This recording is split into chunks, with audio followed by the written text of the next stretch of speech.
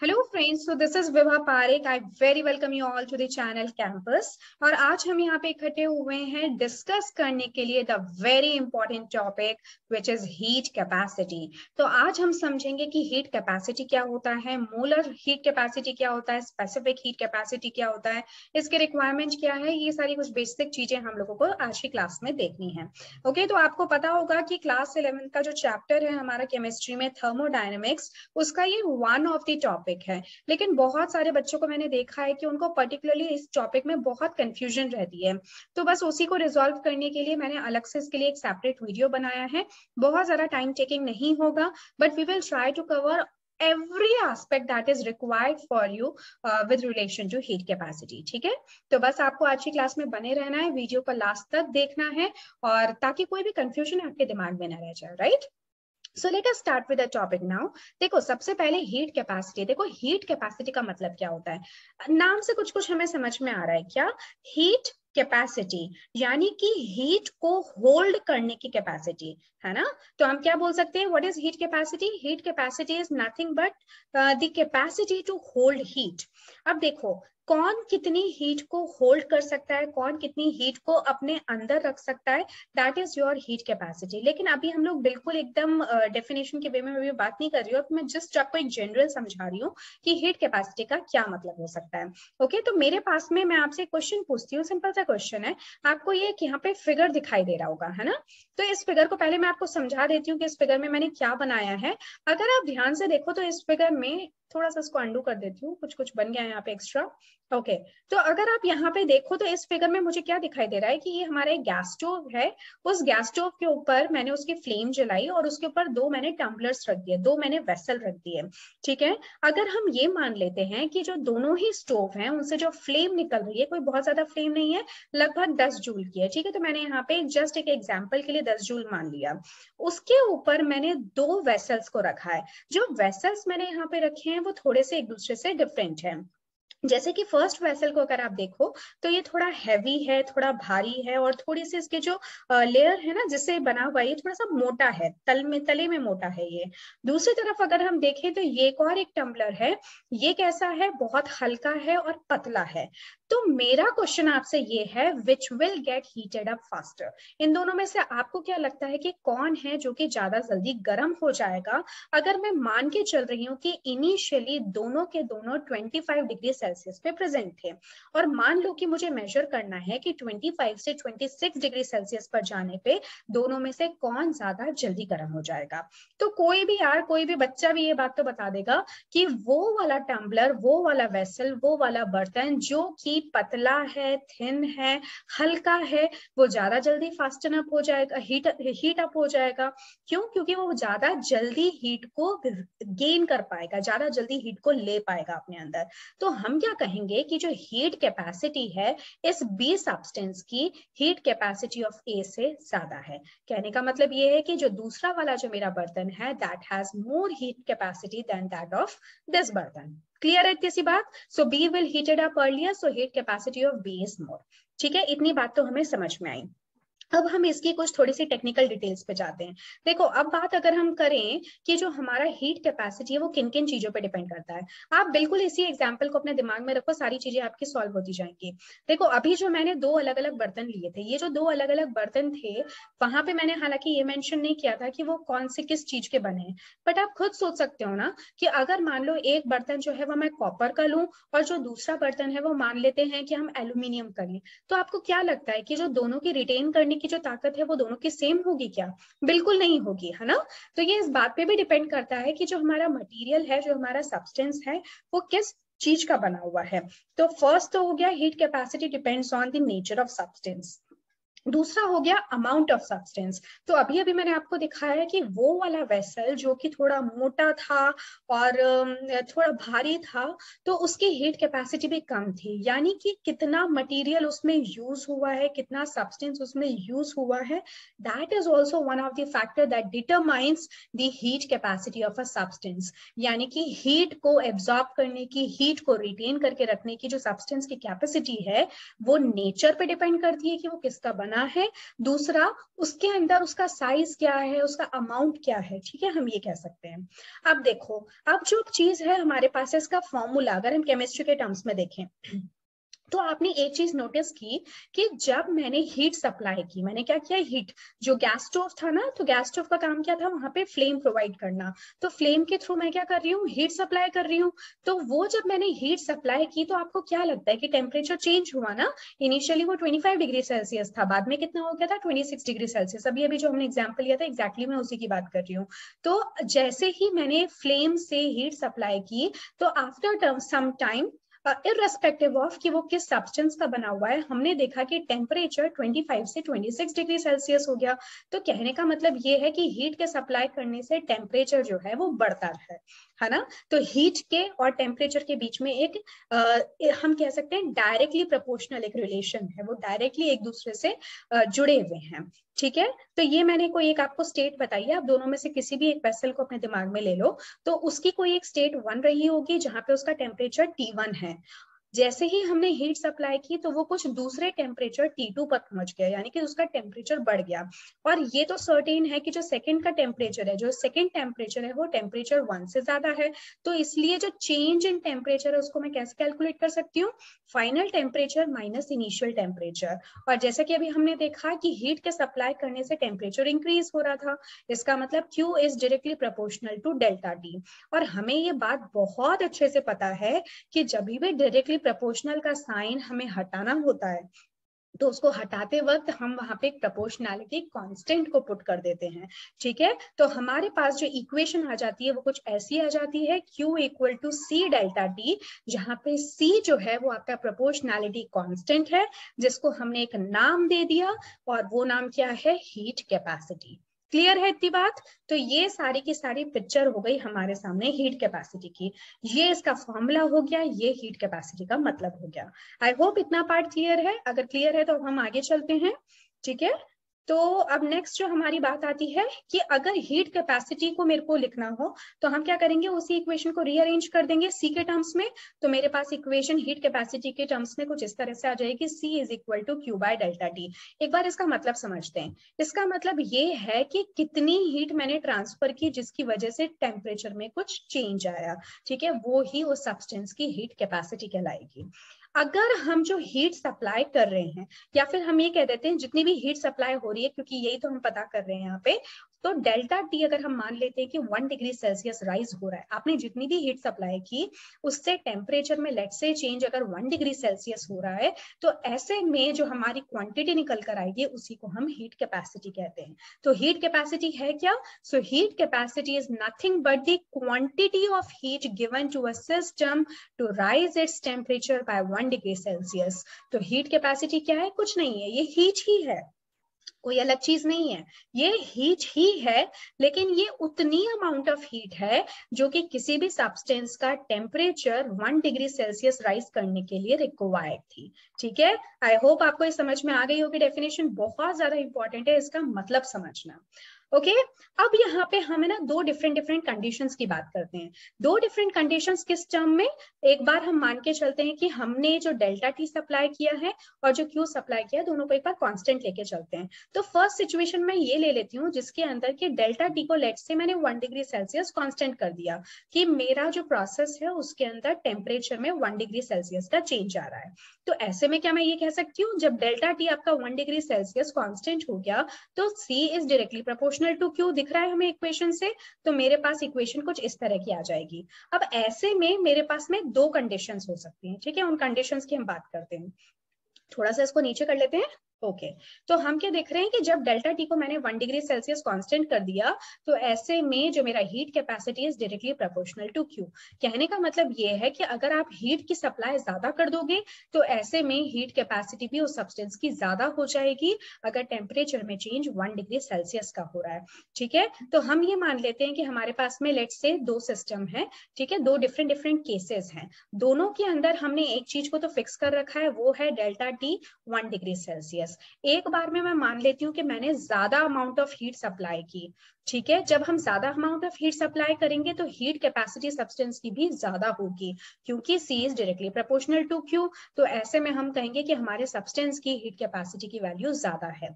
जब आपने कम amount of heat जो है वो सप्लाई की है, तो ऐसे में again because C is directly proportional to Q, तो हम कहेंगे कि हमारे सब्सटेंस की जो हीट कैपेसिटी है वो कम है। क्लियर है इतनी बात? तो देखो, हीट कैपेसिटी कम होना और हीट कैपेसिटी ज्यादा होना, तो आई होप आप मतलब समझ चुके हो। मतलब कहने का ये कि अगर किसी सब्सटेंस की हीट कैपेसिटी कम है तो उस सब्सटेंस में 1 डिग्री सेल्सियस टेम्परेचर को राइज करने के लिए कम अमाउंट ऑफ हीट जो है वो रिक्वायर होगी, है ना। इसका मतलब हम जो देखते हैं ना, कुछ कुछ हमारे पास में कुकवेयर्स हैं जिनमें कि खाना बहुत जल्दी फटाफट बन जाता है, तो हम कह सकते हैं कि उनके लिए हीट कैपेसिटी कैसी है, कम है। हीट कैपेसिटी कम है, इसका मतलब कम हीट में ही वो ज्यादा जल्दी हीट अप हो जाते हैं। क्लियर है? बात समझनी जरूरी है। दूसरी तरफ अगर हम कहते हैं कि किसी सब्सटेंस की हीट कैपेसिटी ज्यादा है, यानी कोई मेरे पास में ऐसा कुकवेयर है जिसमें कि खाना बनने में बहुत ज्यादा टाइम लग रहा है, तो हम कहेंगे उसकी हीट कैपेसिटी ज्यादा है, यानी कि उस कुकवेयर का 1 डिग्री सेल्सियस टेम्परेचर राइज होने में मुझे ज्यादा अमाउंट ऑफ हीट को प्रोवाइड करना पड़ेगा। तो जब भी आप स्लो कुकिंग करते हो, जब आप चाहते हो कि आपका खाना बहुत अच्छे से पक जाए, धीरे धीरे धीरे धीरे पके, तो आप ऐसे यूटेंसिल को, ऐसे कुकवेयर को यूज करते हो जो कि ज्यादा टेम्परेचर, मतलब उसका टेम्परेचर राइज होने में ज्यादा आपको हीट की सप्लाई करनी पड़ेगी, यानी वो धीरे धीरे धीरे धीरे खाने को कुक करेगा। जबकि जिसकी हीट कैपेसिटी कम है वो फटाफट से आपके खाने को गर्म कर देगा। हो सकता है कि कभी कभी खाना आधा पका आपका रह जाए, पूरी तरह से पक ना पाए, लेकिन जो आपका यूटेंसिल है उसने तो अपना काम कर दिया, क्योंकि उसकी खुद की हीट कैपेसिटी बहुत कम थी, यानी बहुत कम हीट से ही उसने 1 डिग्री सेल्सियस या फिर उससे ज्यादा टेम्परेचर जो है वो राइज करके खाना पका दिया। क्लियर है? देखो, इन सब का ना मतलब समझना बहुत जरूरी है। बाकी ये सारी जो जितनी भी कैलकुलेशंस मैंने की है, जो भी कुछ मैंने यहाँ पे डायरेक्टली प्रोपोर्शनल या फिर जो वर्जन्स निकाले हैं, वो सब तो आप लोग भी कर लोगे। लेकिन इंपॉर्टेंट ये है कि जब हम इस क्लास में बैठे हैं, जब हम इस चैनल तक पहुंचे हैं और हम चीजों को पढ़ने के ही मकसद से बैठे हैं, सो दिस इज इम्पॉर्टेंट कि हम चीजों का मतलब समझें। अगर हम मतलब समझ जाएंगे तो हमारे लिए केमिस्ट्री क्या, कोई भी सब्जेक्ट जो है वो आसान हो जाएगा। Science is not that difficult, science बहुत इंटरेस्टिंग सब्जेक्ट है। बस यार थोड़ा सा टाइम तो दो उसके, अगर टाइम दोगे तो वो भी आपको समझेगा, आप भी उसको समझ पाओगे। ओके, तो ये तो हो गया मेरा एक फर्स्ट कंडीशन। दूसरी कंडीशन में मैं वो ले लेती हूँ, अगर मान लो जो हीट मैं सप्लाई कर रही हूँ उसको अगर इस टाइम पे हम कांस्टेंट मान लेते हैं, ठीक है। मैं ये मान लेती हूँ कि चाहे मेरा कोई भी यूटेंसिल है, कुछ भी है, मैं तो उसको 10 जूल के आसपास की हीट सप्लाई कर रही हूँ, जैसा कि हमने फर्स्ट एग्जाम्पल लिया भी था। तो ऐसे में आप इक्वेशन को देखोगे तो heat capacity is inversely proportional to change in temperature, ठीक है। अब अगेन इसमें मेरे पास दो केसेस हो सकते हैं। पहला केस तो ये है कि अगर देखो Q तो आपका कांस्टेंट है, यानी कि आप तो 10 जूल एनर्जी जो है वो दोनों ही आपके सिस्टम्स को प्रोवाइड कर रहे हो। तो मान लेते हैं कि मेरा सब्सटेंस ऐसा है जिसका की हीट कैपेसिटी ज्यादा है। अगर उसकी हीट कैपेसिटी ज्यादा है तो आप क्या देख रहे हो, C is inversely proportional to delta T। तो इसका मतलब जो चेंज इन टेम्परेचर है वो कम होगा, यानी कि किसी सब्सटेंस की अगर हीट कैपेसिटी ज्यादा होती है तो 10 जूल की हीट सप्लाई करने के बावजूद वो ज्यादा बड़ा टेम्परेचर चेंज नहीं दिखा पाएगा, है ना। अब अगेन आप उसको, ये जो कुकिंग का जो मैंने एग्जांपल दिया था ना, इसको आप इसको रिलेट करके समझ सकते हो। यानी कि इस सब्सटेंस की हीट कैपेसिटी ज्यादा है तो उसके 1 डिग्री सेल्सियस को राइज करने के लिए आपको ज्यादा हीट देनी पड़ेगी। अब क्योंकि इस बार तो मैंने हीट को ही कांस्टेंट कर दिया, तो इसका मतलब इस हीट पर जो आपका हायर हीट कैपेसिटी वाला सब्सटेंस है वो ज्यादा टेम्परेचर में चेंज नहीं ला पाएगा, है ना। इसका मतलब लेट्स से कि अगर हीट कैपेसिटी किसी सब्सटेंस के, दोनों केस में अगर हम मान लेते हैं कि इसकी हायर है, तो ऐसे में अगर जो चेंज इन टेम्परेचर है वो मान लो यहाँ पे 5 डिग्री सेल्सियस आता है, तो उस केस में जिसमें की हीट कैपेसिटी सब्सटेंस की लो है, तो आप देखोगे कि जो टेम्परेचर का चेंज है मे बी वो 10 डिग्री सेल्सियस हो सकता है for the same quantity of heat जो कि 10 जूल की है। क्लियर है इतनी बात? हो सकता है कि आपको ये चीजों को थोड़ा सा समझने में दिक्कत हो रही हो। एक दो बार जो भी मैंने यहाँ पे रिपीट किया है, जो भी मैंने बोला है, एक बार आप उसको फिर से रिपीट करो, थोड़ा सा बैक जाओ और वापस से इसको सुनो। आई एम वेरी श्योर कि आप इसका मतलब बहुत क्लियरली समझ जाओगे। और अगर मतलब समझ गए ना, देन फिर तो प्रॉब्लम ही क्या है, फिर तो सब कुछ ही आसान हो गया। ठीक है, ओके। तो ये तो हो गई बात हमारी दो डिफरेंट कंडीशंस की, सिर्फ आपको मीनिंग समझाने के लिए था। अब हम लोग आते हैं दूसरी चीज की तरफ कि हीट कैपेसिटी की आपको क्या लगता है यूनिट क्या होगी। तो यार सीधी सी बात है, सीधी सीधी आप इक्वेशन को लिखो और जो भी उसके अंदर पैरामीटर्स हैं उनसे रिलेटेड जो उनकी एसआई यूनिट्स बनती हैं बस उनको आप नोट डाउन कर लो। जैसे कि C is equal to Q by delta T. अब Q क्या है? Q इज हीट एनर्जी, है ना, वन फॉर्म ऑफ एनर्जी है ये। तो ये एनर्जी है तो इसका मतलब इसकी यूनिट क्या होगी? जूल। और डेल्टा टी, टी तो क्या है? टेम्परेचर है। तो टेम्परेचर की यूनिट हम ऑलरेडी जानते हैं, वो होती है kelvin. So the unit of heat capacity is nothing but joules per kelvin. ठीक है, ये तो बहुत ही सिंपल था। अब क्या होता है कि कई बार जो हम सिस्टम से डील करते हैं ना, वो सिस्टम्स ऐसे नहीं होते हैं जिनके अंदर कि हम बहुत ज्यादा हीट सप्लाई कर रहे हैं, बहुत ज्यादा उसमें टेम्परेचर चेंज आ रहा है। मतलब कई बार करते भी हैं, ऐसा कोई जरूरी नहीं है। बट यहाँ पे जस्ट मैं आपको एक एग्जांपल बता रही हूँ कि अगर आपका सिस्टम ऐसा है जिसमें कि आप बहुत ज्यादा अमाउंट ऑफ हीट सप्लाई नहीं कर रहे हो, बहुत minute amount of heat system और सराउंडिंग में एक्सचेंज हो रही है, तो उस टाइम पे आप देखोगे कि टेम्परेचर में भी कोई खास चेंज नहीं आएगा, because we know that Q is directly proportional to temperature, right. तो अगर आप हीट कम सप्लाई करोगे तो टेम्परेचर में भी कोई खास चेंज आपको देखने को नहीं मिलेगा। तो ऐसे में जो इस तरह के हमारे छोटे छोटे सिस्टम्स होते हैं ना, तो वहां पे जिनके अंदर जो हीट और टेम्परेचर में भी चेंज कोई बहुत ज्यादा अप्रिशिएबल नहीं हो रहा है, तो वहां पे हम ये स्मॉल डी सामने लिख देते हैं। तो स्मॉल डी का मतलब आप सब जानते हो, इसका मतलब ये है कि चेंज बहुत ज्यादा बड़ा नहीं है, बहुत मिनिमल चेंज है। ठीक है, तो ये इक्वेशन भी आप जरूरत के हिसाब से जब भी आपको यूज करनी हो आप कर सकते हो। चीजें वो की वही है, बस यहाँ पे स्मॉल डी कर दिया ये दिखाने के लिए कि जो हीट एनर्जी में जो चेंज आ रहा है, सॉरी जो हीट हम सप्लाई कर रहे हैं और उसकी वजह से टेम्परेचर में जो चेंज आ रहा है वो कोई बहुत ज्यादा बड़ा चेंज नहीं है, माइन्यूट चेंज है। ठीक है, नेक्स्ट चलते हैं हम पाथ फंक्शन और स्टेट फंक्शन की तरफ। तो अभी मैं आपको ये पूरा टॉपिक तो नहीं समझाऊंगी, पाथ फंक्शन और स्टेट फंक्शन अपने आप में एक पूरा कंप्लीट टॉपिक है। बट मैं मान के चल रही हूँ कि आप पहले से जानते हो कि जो वर्क और हीट है वो दोनों ही पाथ फंक्शन होते हैं। पाथ फंक्शन का मतलब हो गया कि ये पाथ डिपेंडेंट होते हैं, ये फाइनल और इनिशियल स्टेट पर ही सिर्फ डिपेंड नहीं करते, ये इस चीज पे डिपेंड करते हैं कि हीट एनर्जी में चेंज आते वक्त किस तरह का पाथ फॉलो हुआ है। तो ऐसे में क्योंकि जो Q है वो एक पाथ फंक्शन है, और हमने क्या कहा था कि हीट कैपेसिटी क्या है? Heat capacity is nothing but the heat required to bring a 1 degree Celsius change in temperature in the system, है ना। तो मतलब C आपका कुछ नहीं है, Q ही तो है। तो C is directly proportional to Q। तो हम ये कह सकते हैं कि अगर हीट एनर्जी आपका पाथ फंक्शन है तो heat capacity will also be a path function. ठीक है, तो ये बड़ा इंपॉर्टेंट है, आप इसको ध्यान रखना that your heat capacity is also a path function. अब क्योंकि ये पाथ फंक्शन है तो दिस इज इंपॉर्टेंट कि आप जब भी हीट कैपेसिटी की बात करो तो आप साथ में ये भी मेंशन करो कि आप किन कंडीशंस पर हीट कैपेसिटी को कंसिडर कर रहे हो। Okay, so this is important. Again the reason is क्योंकि ये पाथ फंक्शन है, ये पाथ पे डिपेंड करता है, तो किस तरह की वहां की सर्वाइविंग कंडीशंस है, this is very very important while you are discussing about heat capacity. तो बेस्ड ऑन दिस कि हम उसको कांस्टेंट प्रेशर पे हीट कैपेसिटी की बात कर रहे हैं कि कांस्टेंट वॉल्यूम पे बात कर रहे हैं, इसके बेसिस पे हम दो तरह की दो different kinds of heat capacities देखते हैं। तो जब आप कांस्टेंट वॉल्यूम पे देखते हो, यानी कि जिसमें through out the process volume में कोई भी चेंज नहीं आ रहा, तो ऐसे में जो हमारी हीट कैपेसिटी होती है उसको हम CV लिखते हैं। ठीक है, heat capacity at constant volume. और जब आप कांस्टेंट प्रेशर पे काम करते हो, जबकि through out the process pressure में कोई चेंज नहीं आ रहा सिस्टम में, तो उस टाइम पे जिस हीट कैपेसिटी को हम यूज करते हैं उसको हम CP से डिनोट करते हैं, and this is what your heat capacity at constant pressure. ठीक है, कोई अलग से नाम नहीं है इनके, बस आपको ये जो नोटेशन है, ये जो हम CV और CP लिख रहे हैं, इसको ध्यान रखना है। And this is also important, ये V और P जो है सब्सक्रिप्ट में है ना, साथ में मत लिख देना। ओके, तो हम सबसे पहले बात कर लेते हैं heat capacity at constant volume. सबसे पहले हम इसको डिस्कस करते हैं, उसके बाद में heat capacity at constant pressure की बात करेंगे। देखो, what is heat capacity at constant volume.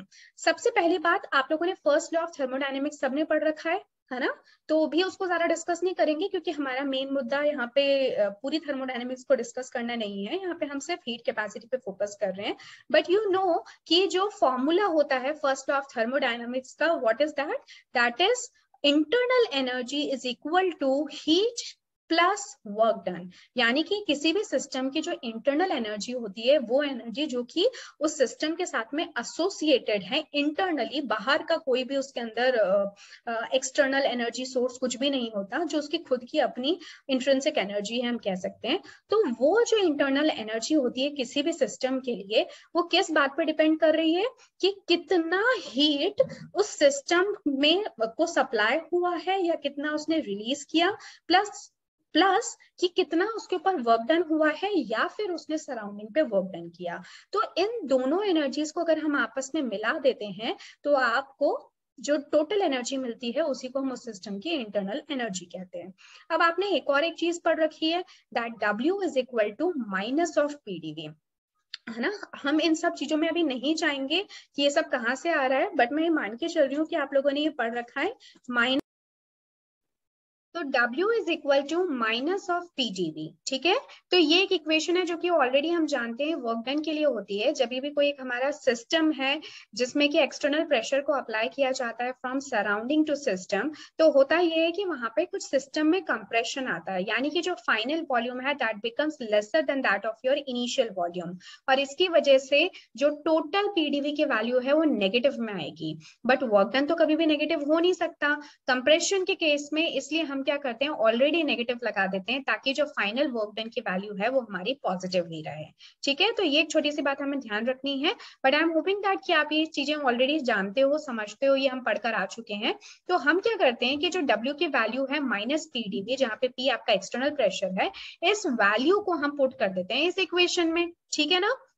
तो जैसे हम इक्वेशन में पुट करेंगे, so we have a condition that dV is equal to 0, यानी कि वॉल्यूम में कोई भी चेंज नहीं आ रहा थ्रू आउट द प्रोसेस। इसका मतलब जो dV है वो 0 है, तो ये पूरी की पूरी टर्म माइनस PdV 0 हो जाएगी। कहने का मतलब है कि वर्क डन 0 हो जाएगा।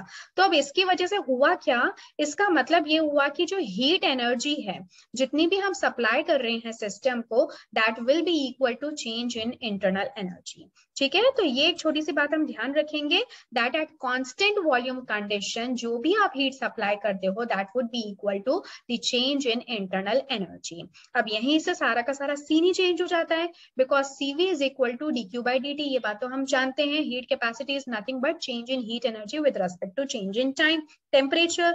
अब क्योंकि ये बात कांस्टेंट वॉल्यूम पे हो रही है और एट कांस्टेंट वॉल्यूम जो इंटरनल एनर्जी है वो Q के इक्वल होती है, तो इसी इक्वेशन पे हम Q की जगह पे du को पुट कर देंगे। So the final equation that we will get will be this, CV equal to du by dt, जिसका मतलब ये हो गया heat capacity at constant volume is the rate of change of internal energy of the system with the change in temperature। Temperature के साथ में जो भी इंटरनल एनर्जी के अंदर चेंज आ रहा है that is actually equal to your heat capacity at constant volume. बच्चों बहुत ही ज्यादा इंपॉर्टेंट ये इक्वेशन है, आप इसको ध्यान रखोगे, याद करोगे, रटोगे और समझोगे, ठीक है।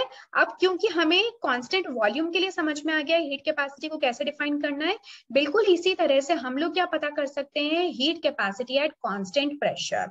छोटा सा एक माइनर चेंज हमें करना है, वो मैं आपको बता देती हूँ।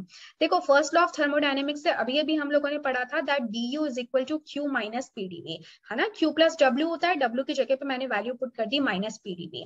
इस बार खास बात यह है कि जो हमारा वॉल्यूम है is not equal to, change in volume is not equal to 0, मतलब प्रोसेस के दौरान वॉल्यूम आपका चेंज हो सकता है, ठीक है, या चेंज हो रहा है। तो इसका मतलब इस टर्म को तो मैं 0 नहीं कर सकती, और अगर मैं 0 नहीं करूंगी तो मतलब कुल मिला के मेरे को कोई नई फॉर्म नहीं मिलेगी। तो इसलिए हम एक और एक इक्वेशन को यूज करते हैं, ये भी आप लोगों ने पढ़ा होगा कि किसी भी सिस्टम की जो एंथैल्पी चेंज होता है वो उसका इंटरनल एनर्जी में कितना चेंज आया प्लस कितना उसके ऊपर वर्क डन हुआ, इस पर डिपेंड करता है। So your enthalpy of the system is the sum of internal energy and work done over it. तो अब यहाँ पे DH equal to DU plus PdV एक और इक्वेशन है जो कि थर्मोडायनेमिक्स में आप पढ़ चुके हो। इसी को अगर हम DU के टर्म्स में थोड़ा सा रीअरेंज करें, so this will become DU equal to DH minus PdV। Equation मेरी कुछ इस तरह की बन जाएगी। अब देखो फर्स्ट इक्वेशन में भी DU की वैल्यू मिल रही है और सेकेंड इक्वेशन में भी हमें DU की वैल्यू मिल रही है। क्या हम दोनों को आपस में इक्वेट कर सकते हैं? तो इक्वेट करने के बाद में PdV minus PdV cancel out हो जाएंगे and you will get DH equal to Q, यानी एट कांस्टेंट प्रेशर कंडीशन जो भी आपका एंथैल्पी में चेंज आता है that is now equal to the amount of heat supplied.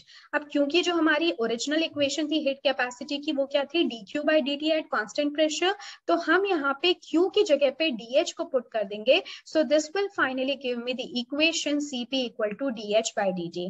Now what is this, so heat capacity at constant pressure is equal to change in enthalpy of the system with the change in temperature. ठीक है, बहुत ही ज्यादा important ये equation है CP के लिए और CV के लिए, दोनों ही इक्वेशन आप ध्यान रखोगे। एक बार और मैं आपको सीवी की इक्वेशन दिखा देती हूँ। सो this is the equation for CV. जब वॉल्यूम कांस्टेंट है तो ऐसे में heat capacity is du by dt, लेकिन जब प्रेशर कांस्टेंट है, नीचे वाली इक्वेशन को देखो, जब प्रेशर कांस्टेंट है तो ऐसे में heat capacity is equal to dh by dt। दोनों बहुत बहुत इंपॉर्टेंट इक्वेशन है, इसलिए दोनों पे मैंने स्टार मार्क पुट कर रखा है। ओके, आई होप आपको ये दोनों चीजें समझ में आ गई हैं अलॉन्ग विद द मीनिंग, बहुत इंपॉर्टेंट है, इसको आप ध्यान रखोगे। Now coming to another important topic which is relationship between CP and CV। CP और CV के बीच में रिलेशन क्या होता है? देखो CP के लिए भी ऑलरेडी हमने इक्वेशन निकाल ली, CV के लिए भी निकाल ली, पर क्या आपस में भी हम दोनों को कंपेयर कर सकते हैं? तो एग्जैक्टली हम लोग कंपेयर कर सकते हैं, और ये हम करने वाले हैं किसके लिए, फॉर आइडियल गैस ऑफ 1 मोल। हमने 1 मोल आइडियल गैस को कंसिडर कर लिया और उसके लिए हम CP CV के बीच में रिलेशनशिप को फाइंड आउट करेंगे। तो आप लोगों ने ऑलरेडी एक चैप्टर पढ़ रखा है स्टेट्स ऑफ मैटर, जहां पे आपने गैसेस के बारे में बहुत कुछ पढ़ा था। तो गैसेस के लिए ही, स्पेशली आइडियल गैस के लिए आपने एक इक्वेशन पढ़ी थी PV इक्वल टू nRT, याद होगा आप लोगों को। पर रियल गैसेस के लिए the equation is not like this, इसमें कुछ मॉडिफिकेशन हो जाता है, A और B कांस्टेंट आ जाते हैं वहां पे। हालांकि अभी फिलहाल हम उनकी बात नहीं कर रहे, but for ideal gas the equation is PV equal to nRT। क्योंकि यहाँ पे मैंने 1 mole of ideal gas consider की है तो n की वैल्यू कितनी हो जाएगी 1। तो इसकी वजह से जो मेरी इक्वेशन है वो फाइनली कुछ ऐसी बन जाएगी PV इक्वल टू RT। अब ये मैंने क्यों किया, क्योंकि मैं चाहती हूँ कि मैं सीपी और सीवी के बीच में कुछ रिलेशन लेकर आऊं, पर इसके लिए मुझे एक और इक्वेशन की जरूरत पड़ेगी जो अभी अभी हमने डिस्कस की थी, for enthalpy of a system which is equal to the sum of internal energy and work done over H. ठीक है, तो ये H equal to U plus PV होता है। अब PV की जगह पे मैं RT की वैल्यू पुट कर देती हूँ, तो मेरी फाइनल इक्वेशन अब कुछ ऐसी हो जाएगी, H equal to U plus RT। ठीक है, अब करना क्या है कि अगर मैं इस इक्वेशन को दोनों तरफ से, यानी लेफ्ट हैंड साइड और राइट हैंड साइड को अगर मैं डिफरेंशिएट कर दूं विद दैट ऑफ टेम्परेचर, तो मेरा पर्पस कुछ सॉल्व हो सकता है। कैसे, देखते हैं। देखो ये है मेरी final equation, H is equal to U plus RT। दोनों तरफ हमने टेम्परेचर से डिफरेंशिएट किया, so left hand side became DH by dt is equal to DU by dt plus D by dt of RT, जहां पे R आपका universal gas constant है। तो जब आप इसको डिफरेंशिएट करोगे तो R तो बाहर आ जाएगा और dt by dt आपस में कैंसिल आउट होके 1 आ जाएंगे। तो फाइनली मुझे कुछ ऐसी फॉर्म मिलेगी इसकी, DH is equal to DU by dt plus R। ठीक है, अब जो थोड़ी देर पहले ही अभी हमने देखा था कि एट कांस्टेंट प्रेशर आप की जो हीट कैपेसिटी होती है that is equal to DH by dt, and at constant volume जो हीट कैपेसिटी होती है that is equal to DU by dt। तो DH by dt और DU by dt को हम रिप्लेस कर देते हैं CP और CV से, so this became CP equal to CV plus R। इसको थोड़ा सा और खूबसूरत दिखाने के लिए हम CV को लेफ्ट हैंड साइड में ले लेते हैं, and equation will become CP minus CV equal to R। याद रहेगा, बहुत बहुत बहुत इंपॉर्टेंट इक्वेशन है, याद आपको रखना ही है इस इक्वेशन को। मैं डबल इस पे बॉक्स लगा देती हूँ, और 3 मैंने स्टार मार्क भी रख रखे हैं, because this equation is very important. बहुत सारे न्यूमेरिकल क्वेश्चंस आपसे इस इक्वेशन के ऊपर पूछे जा सकते हैं। ठीक है, तो आप बिल्कुल इस इक्वेशन को ध्यान रखोगे। साथ ही साथ जितना इंपॉर्टेंट इस इक्वेशन को याद रखना है, उतना ही इसके डेरिवेशन को भी याद रखना जरूरी है, आपसे वो भी पूछा जा सकता है। तो डेरिवेशन कोई डिफिकल्ट नहीं है, बहुत सिंपल सा है, इसको एक बार आप फिर से देख लो, आपको सब समझ में आ जाएगा। अब हम देखते हैं कि इस इक्वेशन का मतलब क्या है। तो इक्वेशन का मतलब कुछ हम इस तरह से ड्रॉ कर सकते हैं, that difference of the CP and CV is always equal to the work done by 1 mole of ideal gas to raise the temperature by 1 degree Celsius. देखो मतलब मैं आपको समझाती हूँ इसका क्या है। हमने क्या निकाला? हमने निकाला difference between CP and CV. किसके लिए? वो हमने निकाला 1 मोल ऑफ आइडियल गैस के लिए। कब? जबकि टेम्परेचर में 1 डिग्री सेल्सियस राइज हो रहा था। अब ये 1 डिग्री सेल्सियस राइज मैंने इसलिए लिखा है क्योंकि यहाँ पे बात हीट कैपेसिटी की हो रही है, चाहे कांस्टेंट प्रेशर पे हो चाहे कांस्टेंट वॉल्यूम पे हो। जब हम बात हीट कैपेसिटी की कर रहे हैं, इसका मतलब we are talking of 1 degree Celsius rise in temperature. तो कितना वर्क डन हुआ for 1 mole of ideal gas जब उसका टेम्परेचर हमने 1 डिग्री सेल्सियस से राइज किया? This will be given by CP minus CV. ठीक है, डिफरेंस सीपी और सीवी का डिफरेंस आपको ये बताता है। क्लियर है? तो आई होप आपको इसका मतलब भी अब समझ में आ चुका है।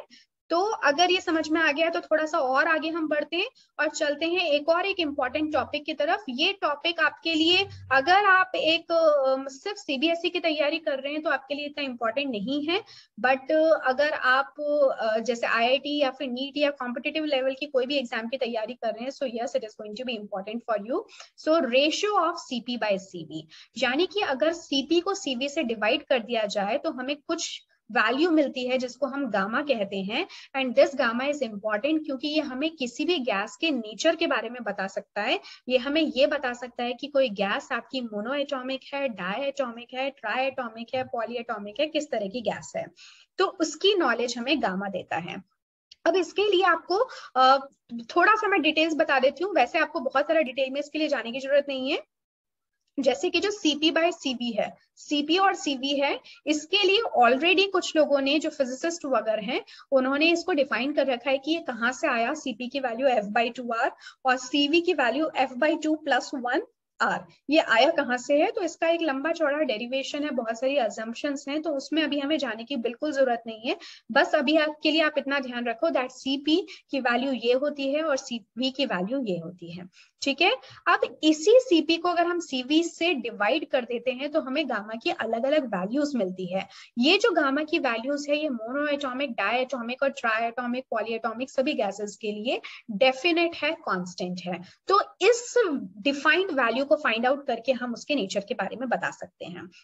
जैसे कि यहाँ पे सबसे पहले हम बात कर लेते हैं मोनोएटॉमिक, डायएटॉमिक, ये तीनों ही कैटेगरीज हमने बना दी है, मोनोएटॉमिक, डायएटॉमिक और पॉलीएटॉमिक गैसेस। देखो, जब मोनोएटॉमिक गैस की बात करते हैं ना, तो ये जो F यहाँ पे इक्वेशन में आपको दिख रहा है, it is equal to 3 for monoatomic gases.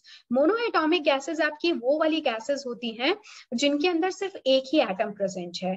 इनके लिए डिग्री ऑफ फ्रीडम, यानी कि ये 3 डायमेंशनली किस तरह से रोटेट कर सकती है, वाइब्रेट कर सकती है, ट्रांसलेट कर सकती है, इसके बेसिस पे इनकी डिग्री ऑफ फ्रीडम दी जाती है। तो डिग्री ऑफ फ्रीडम की वैल्यू मोनोएटॉमिक गैसेस के लिए डिफाइंड है, it is equal to 3, diatomic gases के लिए it is 5 and for polyatomic gases it is equal to 6। तो अब अगर हम इसकी सीपी की वैल्यू निकालना चाहें तो एफ की वैल्यू को आपको सिंपली इक्वेशन में पुट करना है, सीपी की इक्वेशन में, विच इज f/2r। तो मोनोएटॉमिक के लिए this will come out as 5/2r, diatomic के लिए 7/2r, पॉलीएटॉमिक के लिए 4r। बिल्कुल इसी तरह से सीवी की वैल्यू भी आप तीनों के लिए निकाल लोगे तो वो आ जाएगी मोनोएटॉमिक के लिए 3/2r, डायएटॉमिक के लिए 5/2r और पॉलीएटॉमिक के लिए 3r। लेकिन जो हमारा मेन पर्पस था वो था सीपी बाय सीवी को फाइंड आउट करना, है ना, क्योंकि सीपी बाय सीवी जो है वही आपको किसी भी गैस की एटॉमिसिटी के बारे में बताता है। तो हम यहाँ पे सीपी बाय सीवी कैसे निकालेंगे?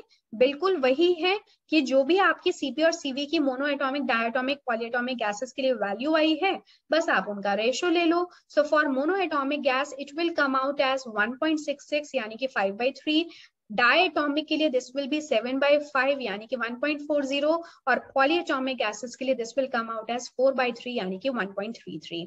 तो हमें पता कैसे चला? तो पता हमें ऐसा चला कि अगर आपको कभी भी कोई क्वेश्चन इस तरह से दे दिया जाता है जहां से कि आप सीपी और सीवी के वैल्यू को इजीली फाइंड आउट कर सकते हो, तो आप ऐसे में क्या करोगे? सीपी और सीवी का रेशियो ले लोगे। रेशियो लेने पर आपको गामा की कुछ वैल्यू मिलेगी। अगर तो वैल्यू 1.66 मिलती है so that gas is monoatomic nature, अगर 1.40 मिलती है तो इट इज डायएटॉमिक इन नेचर, और अगर 1.33 मिलती है तो that gas is polyatomic in nature. तो इस तरह से सीपी और सीवी के रेशियो से आपको गैस के नेचर के बारे में पता चल जाएगा। Okay, now let us see some of the examples of these gases. Monoatomic gas, वो गैस जिसके अंदर की सिर्फ एक एटम प्रेजेंट होता है, जैसे कि आपके गैसेस हो गए like xenon, argon, helium, radon, krypton, इस तरह की गैसेस. डायटोमिक गैसेस जिसके अंदर एक मॉलिक्यूल में दो एटम्स प्रेजेंट होते हैं, ऑक्सीजन, नाइट्रोजन, हाइड्रोजन, फ्लोरीन, इस तरह की गैसेस. अब आपको यहाँ पे CO2 भी दिखाई दे रहा है. सो यह CO2 की वैल्यू भी 1.40 आती है बिकॉज ऑफ इट्स स्ट्रक्चर.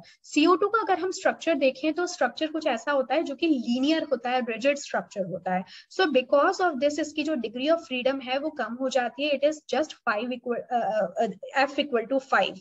और इस लीनियर रिजिड स्ट्रक्चर की वजह से ही इसकी वैल्यू 1.40 के इक्वल आती है. तो although it is a polyatomic molecule, लेकिन गामा की वैल्यू CO2 के लिए is equivalent to a diatomic molecule.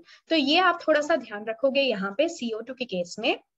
Otherwise जैसे दूसरे मॉलिक्यूल्स अगर हम देखें, जैसे कि ओजोन हो गया, O3, SO2, जिनका की शेप कैसा है, लीनियर नहीं है, इनका बेंट शेप होता है.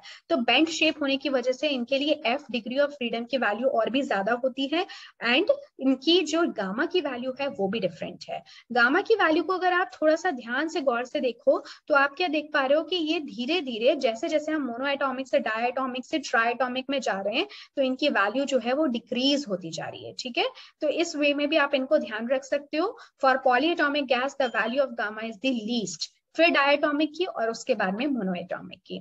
आई होप ये कॉन्सेप्ट आपको समझ में आ गया होगा, काफी इंपॉर्टेंट है. अगेन मैं आपको बता देती हूँ, अगर आप सिर्फ NCERT से प्रिपेयर कर रहे हैं, CBSE एग्जाम्स के लिए प्रिपेयर कर रहे हैं, so for that it is not that important. लेकिन अगर आप किसी कॉम्पिटेटिव एग्जाम के लिए कर रहे हैं सो डेफिनेटली आपको इसको देखना चाहिए. आफ्टर दैट देखो, हीट कैपेसिटी के बारे में तो हमने काफी कुछ पढ़ लिया. उसके बाद में एक और कॉन्सेप्ट आता है आपका मोलर हीट कैपेसिटी, और उसके बाद में एक कॉन्सेप्ट आता है आपका स्पेसिफिक हीट कैपेसिटी. पहली बात तो हीट कैपेसिटी को कैपिटल C से हम डिनोट करते हैं, जो कि हम देखते आ रहे हैं. मोलर हीट कैपेसिटी को CM से, और स्पेसिफिक हीट कैपेसिटी को हम CS से डिनोट करते हैं. ठीक है, तो मैं आपको यहाँ पे बता दूं कि इन हमें मोलर और स्पेसिफिक हीट कैपेसिटी की जरूरत क्यों पड़ी. तो एक्चुअली बात यह है कि जो हीट कैपेसिटी होती है इसके अंदर हम लोग डेफिनेशन तो देते हैं, लेकिन इतनी प्रॉपर, इतनी प्रिसाइज, इतनी डिफाइंड डेफिनेशन नहीं है. देखो मैं आपको समझाती हूँ. हीट कैपेसिटी हमने क्या पढ़ा है कि कितनी अमाउंट ऑफ हीट रिक्वायर्ड है किसी सब्सटेंस को सो दैट कि हम उसका 1 डिग्री सेल्सियस से टेम्परेचर बढ़ा सकें. पर मैंने सब्सटेंस के ना तो नेचर के बारे में कुछ बताया, ना मैंने अमाउंट के बारे में कुछ बताया. तो चलो नेचर तो चलो अलग अलग हो सकता है, बट अमाउंट भी मैंने तो डिफाइन नहीं किया. जैसे कि मैं आपको एक एग्जांपल देती हूँ. लेट्स से कि अगर मेरे पास एक आयरन का बर्तन है, एक एल्यूमिनियम का बर्तन है, तो अगर मैं आपसे कहूं कि एल्यूमिनियम और आयरन के बर्तन के दोनों का 1 डिग्री सेल्सियस टेम्परेचर बढ़ाने के लिए मुझे कितनी हीट सप्लाई करनी होगी, सो that is the heat capacity of aluminium and iron.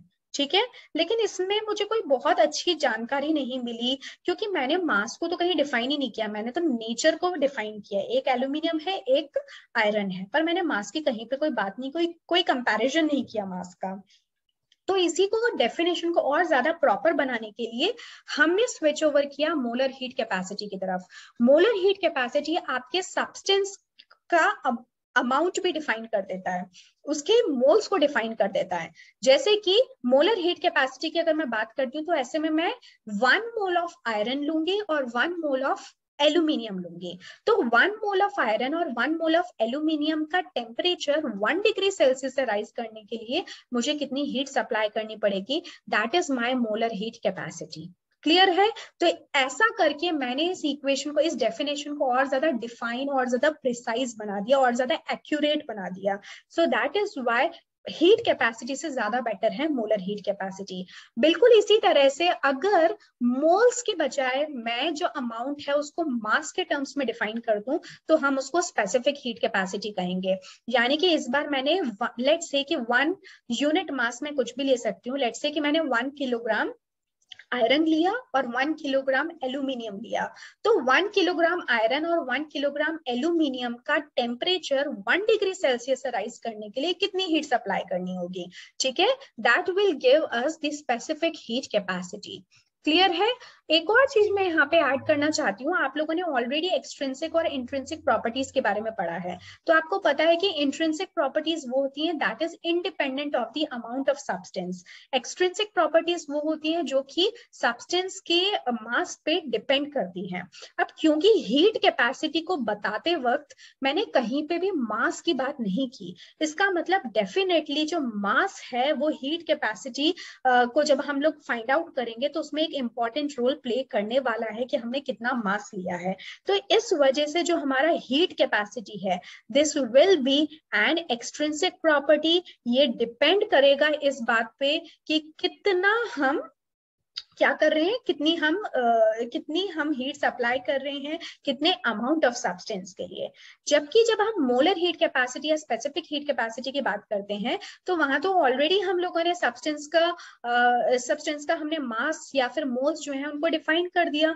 तो ऐसे में मोल्स और मास जो है वो किसी भी तरह से इंटरफेयर नहीं करेंगे इनकी प्रॉपर्टीज को डिफाइन करने के लिए। So that is why they are independent of mass and the moles. तो इस वजह से ये जो प्रॉपर्टीज हैं ये हमारी हो जाएंगी इंट्रिंसिक प्रॉपर्टीज। तो आई होप ये चीज भी आप ध्यान रखोगे, ऑलरेडी आप लोग पढ़ चुके हो इसको इंट्रिंसिक और एक्सट्रिंसिक प्रॉपर्टीज के सेक्शन में, बट यहाँ पे हमने एक बार इसको वापस से रिपीट कर लिया क्योंकि अब आपको हीट कैपेसिटी की और एक बेटर नॉलेज हो चुकी है। अब इसी मोलर हीट कैपेसिटी और स्पेसिफिक हीट कैपेसिटी को हम थोड़ा सा और डिटेल में पढ़ेंगे इन दी नेक्स्ट पेज। इंट्रिंसिक यानी कि ये इंडिपेंडेंट है on the mass of substance. Clear? ये दोनों के लिए एप्लीकेबल है। ओके अब थोड़ा सा और डिटेल में, हालांकि मैंने आपको सब कुछ ही समझा दिया बट फिर भी एक बार और देख लेते हैं थोड़ी सी इनकी डेफिनेशन वगैरह। तो पहले है हमारे पास में मोलर हीट कैपेसिटी, ठीक है, पहले इसकी बात कर लेते हैं। मोलर हीट कैपेसिटी जैसे कि मैंने कहा इस बार आपने कोई चेंज क्या कर दिया कि सब्सटेंस को 1 मोल बना दिया, बाकी सब कुछ वो का वही है। तो amount of heat required to raise the temperature of 1 mole of substance by 1 degree Celsius, कितनी हीट की हमें जरूरत है, कितनी हीट सप्लाई करनी पड़ेगी ताकि 1 मोल ऑफ सब्सटेंस का टेम्परेचर 1 डिग्री सेल्सियस से बढ़ जाए। यानी कि जो सीएम है वो अब क्या हो जाएगा, हीट कैपेसिटी डिवाइडेड बाय अगर मैं नंबर ऑफ मोल्स कर दूं, ठीक है, ये तो 1 मोल के लिए डेफिनेशन है बट जरूरी तो नहीं है ना कि हमारे सिस्टम में 1 मोल ही हो, 1 मोल से ज्यादा भी हो सकते हैं depending on the size of system. तो ऐसे में हम अगर हीट कैपेसिटी को n से डिवाइड कर दें so we will get Cm, हमें मिल जाएगी मोलर हीट कैपेसिटी। तो इसका जो फॉर्मूला है, अब आपने हीट कैपेसिटी की जगह सिंपली क्या कर दिया, मोलर हीट कैपेसिटी को रख दिया और कोई फर्क नहीं किया। तो मोलर हीट कैपेसिटी को रखते वक्त जो आपका n है वो डिनोमिनेटर में आ जाएगा। आप इसको करके भी देख सकते हो खुद से, तो बहुत सिंपल है, एक बार इसको जो मेन जो हमारा ओरिजिनल फॉर्मूला है उसके ऊपर आप लगा के देखो। So you will finally get this equation Cm is equal to Q by N delta T। ठीक है, तो ये हो गया हमारा मोलर हीट कैपेसिटी। कोई आपसे पूछे कि इसकी यूनिट बताओ तो देखो Q तो जूल्स में होती है because it is heat energy, N आपका मोल्स में होता है और डेल्टा T आपका टेम्परेचर है जो कि केल्विन में होता है। सो जूल पर मोल पर kelvin is your unit of Cm, molar heat capacity की। जबकि सिंपली हीट कैपेसिटी की क्या थी, जूल पर केल्विन, क्योंकि वहां पे नंबर ऑफ मोल्स नहीं थे। ठीक है, सिंपल ही चीज है। अब हम और आगे चलते हैं, ये है हमारा स्पेसिफिक हीट कैपेसिटी। देखो स्पेसिफिक हीट कैपेसिटी, अब आप 1 मोल की जगह पे इसको 1 यूनिट कर दो, 1 ग्राम के लिए कर दो, 1 kg के लिए कर दो। ठीक है, तो ऑफन यूज्ड फॉर सॉलिड्स और लिक्विड्स और सॉलिड्स के लिए हम लोग जनरली इसको यूज करते हैं, इंपॉर्टेंट है, सॉलिड्स और लिक्विड्स के लिए ही आप जनरली इसको काम में लोगे। दूसरी तरफ अगर इसकी डेफिनेशन देखें तो it is the quantity of heat required, कितनी हीट जो है वो रिक्वायर होगी to raise the temperature of 1 gram of substance by 1 degree Celsius. ठीक है, कहीं कहीं पे आपको 1 ग्राम लिखा हुआ मिलेगा बुक्स में और कहीं कहीं पे आपको ये 1 यूनिट मास लिखा हुआ मिलेगा। 1 यूनिट मास का मतलब है कि 1 ग्राम हो सकता है, 1 किलोग्राम हो सकता है, मतलब 1 यूनिट ऑफ मास के टर्म्स में होना चाहिए। अगेन अब क्या हो जाएगा, स्पेसिफिक हीट कैपेसिटी जिसको हम CS लिखते हैं या स्मॉल c लिखते हैं, सो this will B heat capacity divided by the amount of mass, कि कितना मास आपने सब्सटेंस का लिया है, डिफाइन किया है। तो जब आप इसकी इक्वेशन बनाओगे, जब आप इसका फॉर्मूला में आप इसको ओरिजिनल फॉर्मूला में पुट करोगे, so the equation will become Q by M delta T, यानी कि कितनी हीट की मैं सप्लाई करूं कि पर्टिकुलर अमाउंट ऑफ मास का सब्सटेंस जो है उसका टेम्परेचर डेल्टा टी से राइज हो जाए, that will be your specific heat capacity.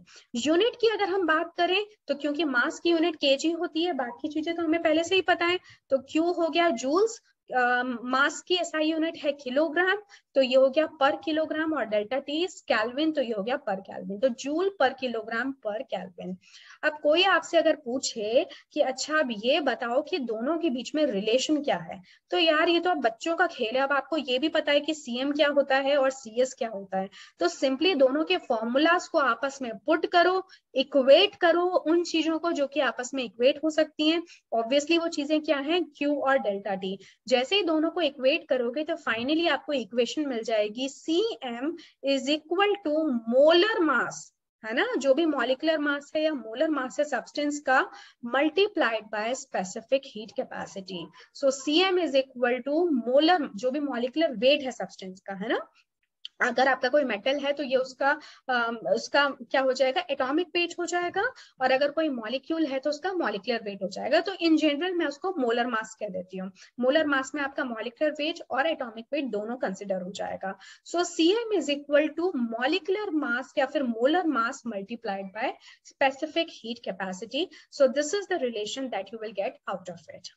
Okay, तो ये है हमारा पूरा का पूरा कॉन्सेप्ट हीट कैपेसिटी का। आई एम श्योर कि आपको जो भी कोई डाउट्स रहे होंगे इस पर्टिकुलर टॉपिक को लेकर, क्योंकि बच्चे ना पता नहीं क्यों हीट कैपेसिटी के नाम से ना बड़ा डर जाते हैं, जबकि मुझे लगता है कि हीट कैपेसिटी तो बहुत ही सिंपल चीज है अगर आप इसका सिर्फ मतलब समझ जाओ। हीट कैपेसिटी अगेन क्या चीज है कि कितनी कैपेसिटी है किसी सब्सटेंस की हीट को होल्ड करने की। अब यहाँ पे सिर्फ होल्ड नहीं करना है, यहाँ पे होल्ड इस तरह से करना है कि टेम्परेचर में कुछ राइज हो, यानी कितनी हीट सप्लाई करूंगी कितना टेम्परेचर में राइज आ जाए, that is the heat capacity. उसी को अगर हम किसी number of moles of substance के लिए बताते हैं तो वो मोलर हीट कैपेसिटी हो जाएगी। उसी को अगर हम अमाउंट के टर्म्स में बताएंगे तो आप उसको हीट कैपेसिटी के टर्म्स, स्पेसिफिक हीट कैपेसिटी के टर्म्स में डिफाइन करेंगे। Okay, so I hope this particular topic is clear to you. अब बिल्कुल इसी सारे कॉन्सेप्ट को यूज करके आप किसी भी तरह का न्यूमेरिकल अगर आपके सामने रखा जाए तो आप उसको सॉल्व कर सकते हो। आगे जाके अगर थोड़ा सा और टाइम मिलेगा या फिर अगर ज्यादा डिमांड आएगी तो हम इनसे रिलेटेड जो क्वेश्चंस हैं उनको भी सॉल्व कर लेंगे ताकि 100% ये टॉपिक्स आपके क्लियर हो जाए। Okay, so this is all for today's class. अब मैं आपको नेक्स्ट क्लास में मिलूंगी एक नए टॉपिक के साथ में या फिर एक नए चैप्टर के साथ में, वो हम डिसाइड कर लेंगे। टिल देन आप बस पढ़ते रहो केमिस्ट्री को समझो, केमिस्ट्री को एंजॉय करो। और अगर आपको ये क्लासेस, ये लेसन अगर पसंद आ रहे हैं तो प्लीज इस चैनल को सब्सक्राइब करो ताकि ज्यादा से ज्यादा ग्रो कर सके, ज्यादा से ज्यादा बच्चों तक रीच कर सके और सबको इसका फायदा मिले। और वीडियोस अगर पसंद आ रहे हैं तो ऑफकोर्स आप इनको लाइक करो, जो भी आपकी जरूरतें हैं, क्वेश्चंस हैं, उनको कमेंट बॉक्स में बताओ और वीडियोस को शेयर भी करो। जैसा कि मैंने कहा चैनल को जरूर सब्सक्राइब करो। So thank you so much, take care of yourself. बहुत जल्द मिलेंगे एक नए टॉपिक के साथ में। Till then take care.